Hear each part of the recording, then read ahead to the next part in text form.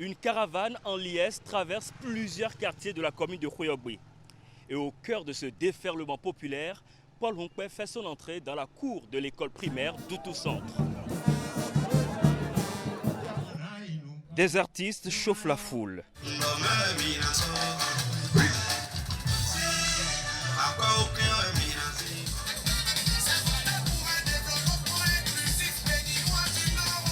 À la tribune, des figures du parti se succèdent. Premier à marquer les esprits, Alassane Djemba, alias Gateri. Il appelle à trancher avec la continuité. Talon a tenu son mandat, nous le remercions. Celui qui veut le remplacer, c'est un gestionnaire des dettes. Nous avons un taux de croissance de plus de 7%, soutenu par la dette. Les Béninois ont faim. Notre objectif principal, c'est de vous donner envie de retourner massivement aux urnes, de voter Paul Hunkwe. Vous allez continuer par serrer vos ceintures.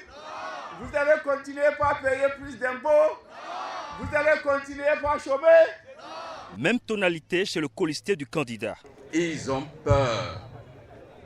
Nous, les gens nous ont rejoints.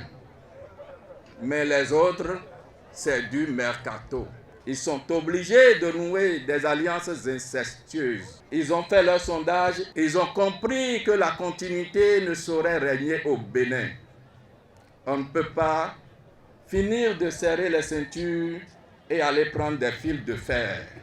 Un discours offensif qui appelle à une mobilisation générale. Puis vient le moment attendu, celui du candidat de l'alternance. Paul Hunkwe plaide pour une gouvernance plus proche des populations. Avec nous, l'accès aux soins de santé sera des plus faciles. Non pas pour multiplier les hôpitaux 5 étoiles, réservés pour les plus riches. Reconnaissons qu'il faut penser à l'utile avant l'agréable.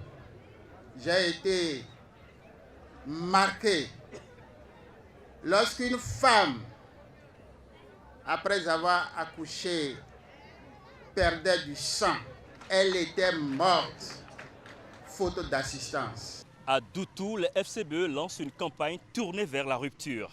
Reste à convaincre un électorat appelé plus que jamais à faire le choix de l'alternance.